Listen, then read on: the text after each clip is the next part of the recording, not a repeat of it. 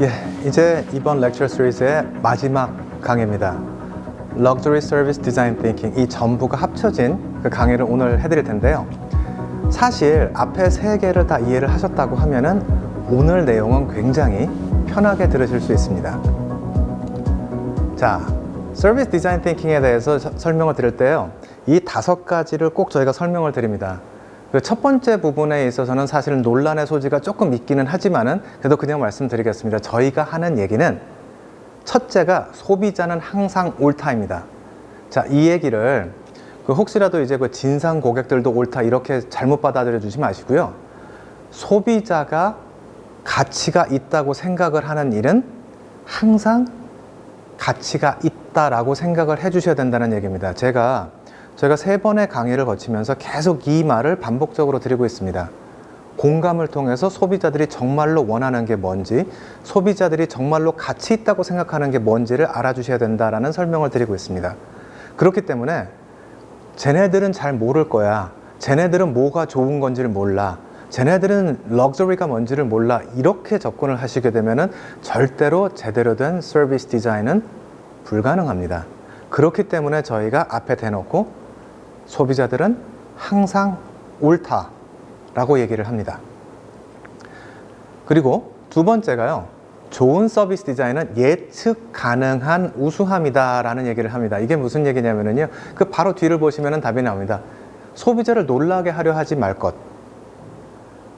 이 부분 굉장히 많이 쓰십니다. 굉장히 즐겁게 놀랐다, 깜짝 놀랐다, 이런 것까지 해주다니, 그게 사실은 좋은 게 아닙니다. 너무나도 당연하게 물 흐르듯 자연스럽게 모든 것이 우월해야, 우수해야 진정한 럭셔리 서비스라고 저희가 부를 수가 있습니다. 어디 갔더니 뭐가 갑자기 이만큼 장미 백송이 있고 이런다고 해서 그게 럭셔리가 되지는 않습니다.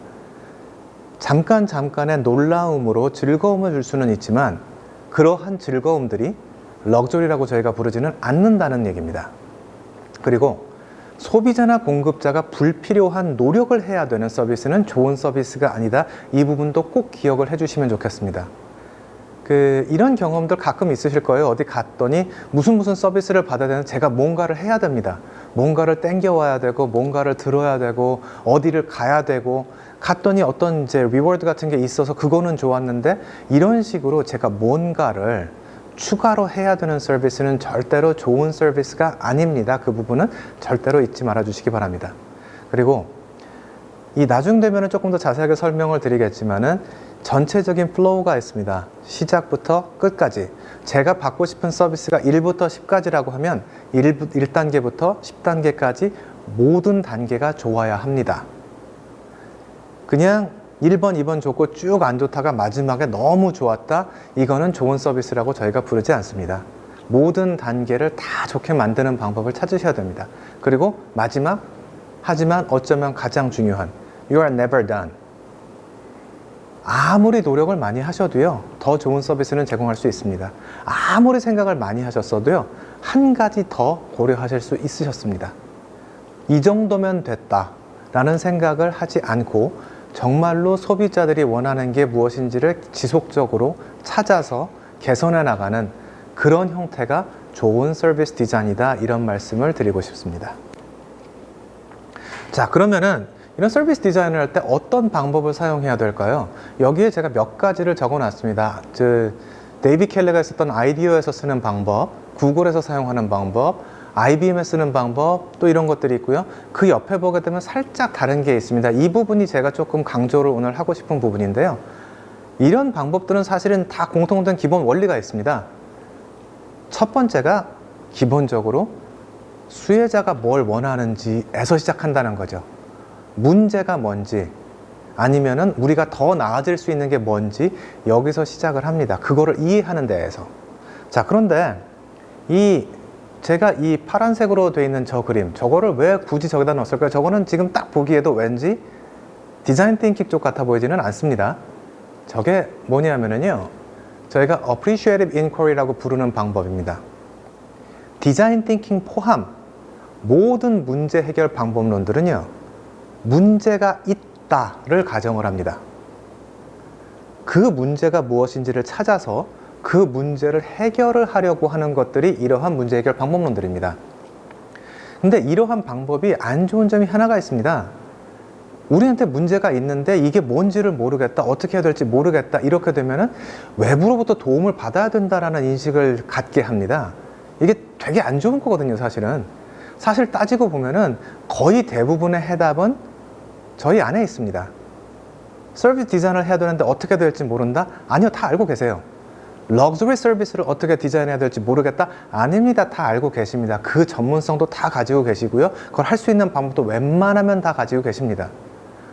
그런데 만약에 외부 사람들이 들어와서 이거를 이러지 말고 이렇게 고치세요라고 했을 경우에 사실은 그게 그렇게 건설적이거나 아니면은 바람직한 솔루션이 되지 않을 가능성은 충분히 존재를 합니다. 그래서 Appreciative Inquiry 같은 경우에는 기본적으로 생각하는 방식이 약간 다릅니다. 우리가 가지고 있는 장점을 활용을 해서 미래를 디자인을 해보자. 여기서 시작을 합니다.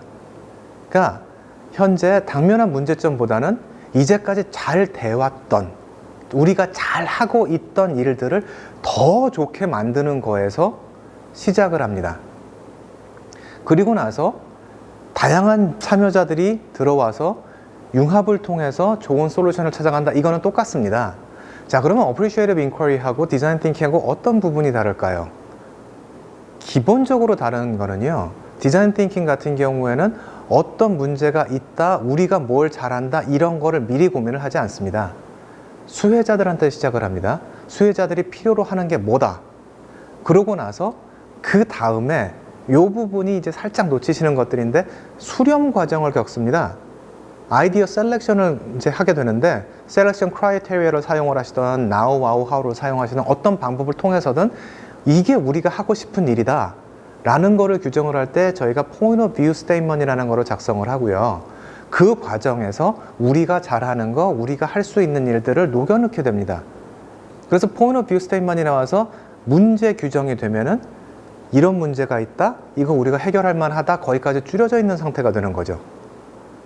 Appreciative Inquiry에서는요, 기본적으로 목적이 존재하면은 우리가 잘하는 게 뭔지부터 알아보자. 문제가 아니라 소비자들은 그렇다고 치고, 자, 우리가 해야 되는 거는 럭셔리 서비스를 더 잘 제공하는 거다. 그러면 이때까지 럭셔리 서비스와 관해서 우리가 잘했던 게 뭔지부터 알아보자 해서 시작합니다. 방법이 조금 다른 거죠. 근데 사실 따지고 보면은요, 이 경영학에서 봤을 때 SWOT analysis를 하는 거하고 별로 안 다릅니다. 외부 환경은 외부 환경이고 내부 환경도 봐야 되거든요. 그럼 내부 환경을 우리가 잘하는 거 못하는 걸 뭘 가지고 알아볼 거냐? Appreciative Inquiry 방식이 굉장히 좋은 답을 알려줍니다. 그래서 저희가 주로 사용하는 방법은요, 서비스 디자인에서는 이 두 가지를 함께 혼용을 합니다. 왼쪽에 보이는 것이 저희가 흔히 더블 다이아몬드 두 개가 있는 것처럼 보인다고 해서 그렇게 보이는데요. 저기에 나와 있는 이게 왜 이렇게 넓어졌다가 좁아지는 것처럼 보이느냐? 저게 확산과 수렴을 통해서 늘리고 줄이는 과정을 지나간다는 얘기입니다.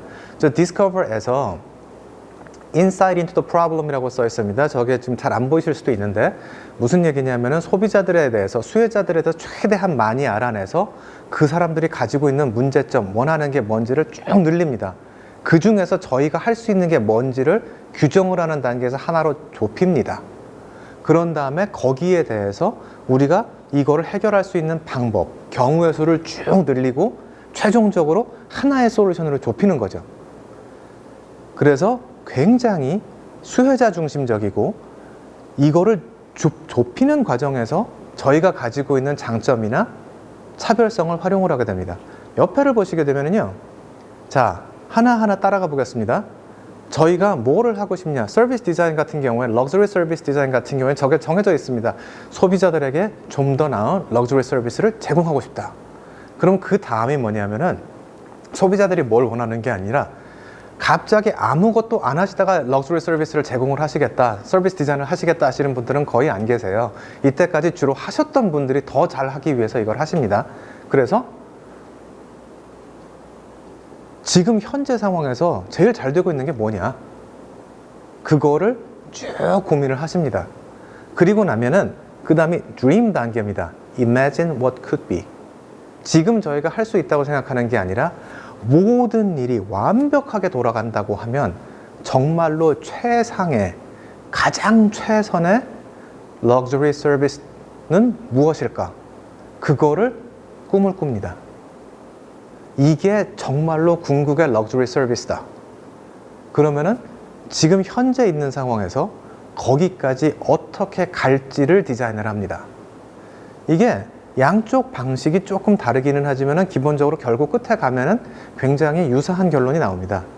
대신에 이 오른쪽에 보이는 이 Appreciative Inquiry 방식을 사용하셨을 경우에는 저 Define 과정에서 실제로 할 수 있는 거, 그리고 Develop 과정에서 우리가 갈 수 있는 path를 정하는 데 굉장히 도움이 됩니다.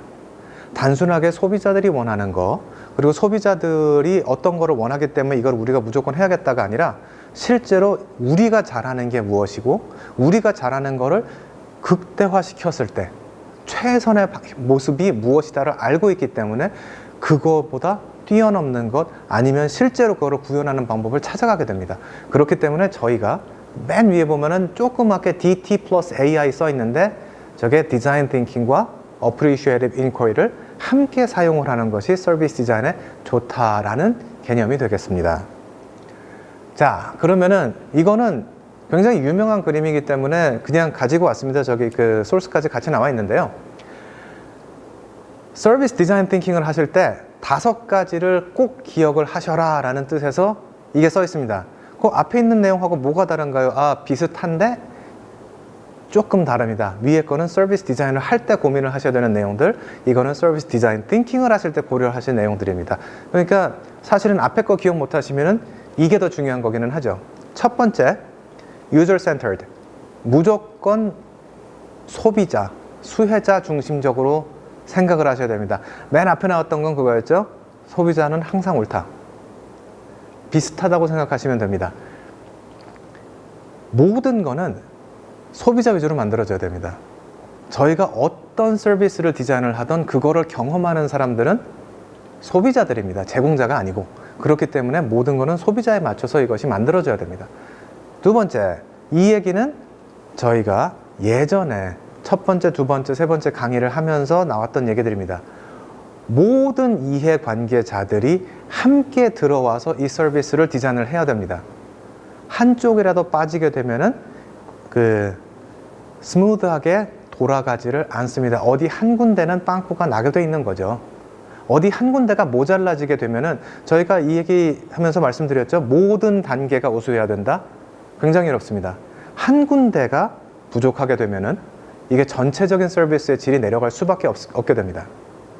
자, 그러면은 세 번째는 뭘까요? Sequencing이라고 저희가 말을 붙입니다. Service should be visualized as a sequence of iterated actions. 자, interrelated actions. 저게 무슨 얘기냐면요. 딴 데는 다 필요 없고 visualize라는 표현이 있습니다. 저희가 이거 시각화도 해야 된다는 말씀 드렸었죠. 이게 보일 수가 있어야 됩니다. 이게 서비스는 무형이거든요. 형체가 없거든요. 계속 말씀드리다시피. 그렇기 때문에 이게 보여야 됩니다. 이 시퀀싱이 제대로 되어 있지 않으면 이 부분 역시 고객 경험의 일부이기 때문에 이 부분에 대해서 굉장히 많이 신경을 써주셔야 됩니다. 자, 네 번째는 evidencing입니다. 저 intangible 이라는 말 기억나시죠? 저희가 처음에 첫 페이지에서 나왔던 얘기입니다. intangible. Intangible services should be visualized in terms of physical artifact. 자, 이게 그냥 보여서 이 시퀀스가 어떻게 돌아간다, 이 순서가 어떻게 된다, 이것뿐만이 아니고요. 하나하나 이거를 저희가 경험할 수 있고 만질 수 있고 실제로 느낄 수 있는 형태로 이게 남아줘야 됩니다. 서비스 디자인 띵킹에서는. 자, 저희가 지금 하고 있는 거는 서비스를 디자인을 하고 있는 중입니다. 특히 그 중에서도 럭셔리 서비스를 디자인하고 있는 중이죠. 자, 그러면은 마지막 가기 전에 한 번만 짚고 가겠습니다. 소비자 입장에서 럭셔리 서비스를 받아야 되는 사람들의 입장에서 서비스를 디자인을 합니다. 이 서비스를 디자인하는 모든 사람들이 함께 들어와서 이 작업을 진행을 합니다. 그리고 모든 사람들이 어떤 형태로 서비스가 진행이 되는지를 볼 수 있도록 시퀀싱을 만듭니다. 이거를 비주얼라이즈를 하는 거죠. 시각화를 합니다. 그리고 보고 듣고 느끼고 만질 수 있게 artifacts를 사용해서 각 단계를 표현을 합니다. 여기까지 오게 되면은 자, 이번에 있는 모든 참여자들이 이런 서비스가 이렇게 돌아가서 이렇게 느껴지는구나까지를 알게 됩니다. 그럼 마지막은 뭘까요? The entire environment of a service should be considered. 자, 이제는 시퀀싱에서는 하나하나 단계별로 이걸 보이는 거였죠. 전체의 플로우가. 그리고 하나의 단계를 하나하나씩 저희가 느낄 수 있게 해줬습니다. 그러면 한 발 떨어져서 전체를 볼 수 있어야 됩니다. 디자인 띵킹을 하실 때는요, 단순하게 서비스 디자인 띵킹이 아니라고 할지라도 이 5가지를 염두에 두시고 작업을 하셔야 됩니다. 왜일까요? 자, 저희가 처음에 디자인 띵킹 설명을 드릴 때 허버트 사이먼이 가지고 있던 문제 해결 방법론에 아른하임의 비주얼 띵킹을 합쳐서 밥 맥킴이 처음에 비주얼 띵킹을 만든 게 이거 전체의 시작이다라고 말씀을 드렸습니다. 시각적인 도구가 있어야 좀 더 창의적이고 체계적이고 혁신적인 아이디어가 도출이 됩니다. 소비자 위주로 생각을 하고 모든 이해관계자들이 참여를 하고 이거를 시각화하고 느낄 수 있게 해주고 전체를 볼 수 있게 만들어줘야 제대로 된 럭셔리 서비스의 서비스 디자인을 할 수가 있다라는 그런 의미가 되겠습니다. 자, 그러면은 이게 정말로 마지막 페이지가 되겠습니다. 이 페이지를 끝으로 이제 저희가 말씀드리고 싶었던 럭셔리 서비스 디자인 띵킹에 대한 기본적인 내용을 다 마치도록 할 텐데요. 실제로 이 작업을 하시기 위해서는 첫 번째입니다. 그리고 마지막이고 시작이자 끝입니다. 소비자들이 럭셔리라고 느끼는 것이 무엇인지 이해하셔야 됩니다. 제가 생각하는 럭셔리가 아니고요. 대상 고객들이, 소비자들이, 수혜자들이 럭셔리라고 생각하는 게 무엇이고 느끼는 게 무엇인지 이해를 하셔야 됩니다. 그리고 서비스 디자인의 원칙을 지키셔야 되고요.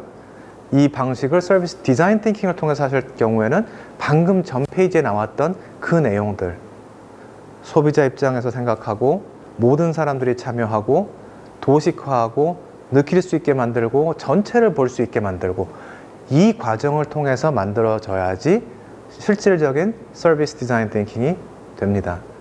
그리고 기억나시죠? You are never done. 절대로 끝이 아닙니다. 항상 지금보다 조금 더 잘하실 수 있고요. 항상 한 가지는 더 고려하실 수 있습니다. 지속적으로 노력을 하셔야 제대로 된 정말로 의미 있는 럭셔리 서비스 디자인이 가능합니다. 자, 여기까지가 저희가 말씀드리고 싶었던 럭셔리 서비스 디자인 띵킹의 개요가 되겠습니다.